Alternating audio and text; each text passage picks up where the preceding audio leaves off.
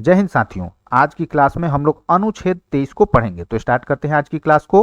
अनुच्छेद 23 में क्या बोला गया है? तो इसमें बोला गया है ह्यूमन ट्रैफिकिंग, फोर्स्ड लेबर, बेगार और अन्य ऐसी एक्टिविटीज पर जो है वो क्या है, पूरी तरह प्रतिबंध है। और अगर किसी के साथ ऐसी एक्टिविटीज होती है, ऐसी गतिविधियां होती हैं, तो वो इसके अगेंस्ट में डायरेक्ट कोर्ट जा सकता है कि देखिए भाई, मेरे जो है फंडामेंटल राइट का उल्लंघन हुआ है। ठीक है, तो इसमें क्या बोला गया है?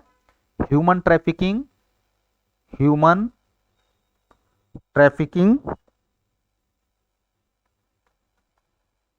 फोर्स्ड लेबर और बेगार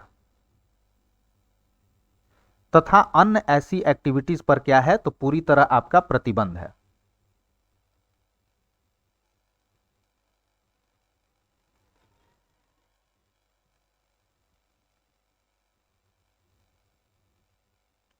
ठीक है, तो अब यहां पे सवाल ये उत्पन्न होता है कि आखिर ह्यूमन ट्रैफिकिंग क्या कहलाएगा, फोर्स्ड लेबर क्या कहलाएगा और बेगार क्या कहलाएगा। तो वन बाय वन सारे टर्म्स को हम लोग देखते हैं। सबसे पहले आते हैं ह्यूमन ट्रैफिकिंग पर। ह्यूमन ट्रैफिकिंग, तो ह्यूमन ट्रैफिकिंग का मतलब हुआ कि किसी भी ह्यूमन को, चाहे वो आपका स्त्री हो, पुरुष हो या बच्चा हो, उसका किसी वस्तु की तरह जो है खरीद बिक्री करना। ठीक है, स्त्री, पुरुष या बच्चा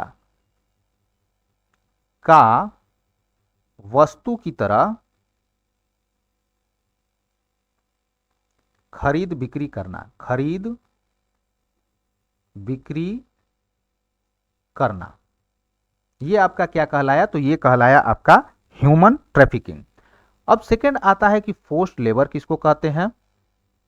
तो जैसा नाम से ही पता चल रहा है कि जबरदस्ती किसी से क्या करवाना, तो जबरदस्ती किसी से कोई काम करवाना, किसी व्यक्ति से, किसी व्यक्ति से जबरदस्ती कार्य कराना। बेगार का मतलब क्या हुआ? तो बेगार का मतलब हुआ कि आप किसी से काम तो करा रहे हैं, लेकिन उसको उस काम के लिए मजदूरी आप नहीं दे रहे हैं। किसी व्यक्ति से, किसी व्यक्ति से बिना मजदूरी के काम कराना। ठीक है, तो अब ये फंडामेंटल राइट तो अनुच्छेद 23 के तहत दे दिया गया, लेकिन क्या ये सिर्फ हमारे संविधान में लिख दिया गया उससे ये सारे भारत में लागू हो जाएगा? तो नहीं लागू होगा। तो इसके लिए जो है दंड का प्रावधान करना जरूरी है, ताकि इसमें जो चीज पर प्रतिबंध लगाया गया है वो समाज में ना हो। ठीक है, तो अब इसके लिए दंड का प्रावधान कौन कर सकती है, किसके पास पावर है जो कि आपको फंडामेंटल राइट से रिलेटेड लॉ बना सकती है? तो जाहिर सी बात है कि पार्लियामेंट के पास पावर है। तो पार्लियामेंट ने अनुच्छेद 23 के प्रावधानों को लागू करने के लिए कुछ कानून बनाए हैं। उन कानून का नाम हम लोग देख लेंगे। पहला कानून है आपका दास प्रथा उन्मूलन अधिनियम।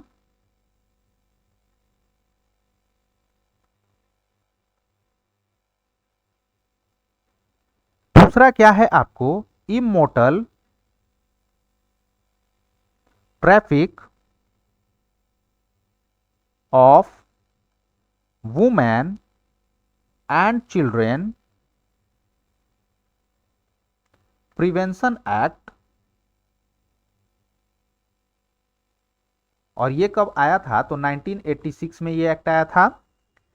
Minimum wages act, minimum wages act, ये कब आया था? तो ये आया था 1948 में।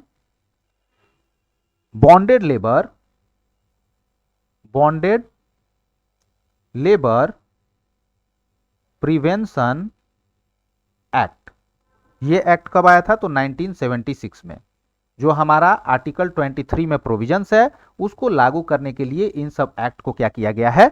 तो बनाया गया है। लेकिन ये जो हमारा आर्टिकल 23 है, वो हमारा जो है वो एब्सोल्यूट फंडामेंटल राइट नहीं है, यानी इसमें कुछ एक्सेप्शन भी है। क्या क्या एक्सेप्शन है, जरा इसको देखेंगे।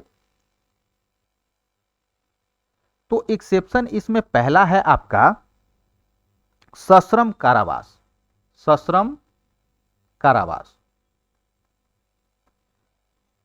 यदि किसी को मान लीजिए कि कोई सजा हुई है, वो जेल में है, तो वहां पे आप उससे कोई भी जो है वो काम करा सकते हैं। वहां पे वो ये नहीं क्लेम कर सकता है कि मुझे जो है आर्टिकल 23 के थ्रू बहुत सारा फंडामेंटल राइट मिला हुआ है जिसका यहाँ पे उल्लंघन हो रहा है। नहीं, वहां पे आप जो चाहें उससे करा सकते हैं और वो उसको करना होगा, और वो ये क्लेम नहीं कर सकता है कि मेरे फंडामेंटल राइट जो कि आर्टिकल 23 में दिया हुआ है उसका उल्लंघन हो रहा है। ठीक है।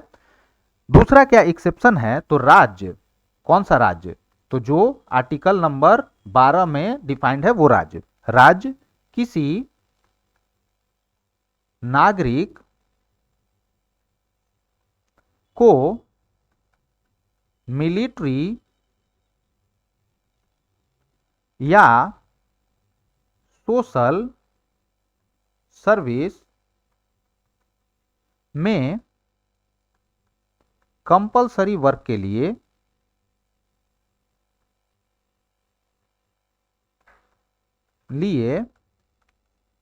प्रोविजन बना सकती है।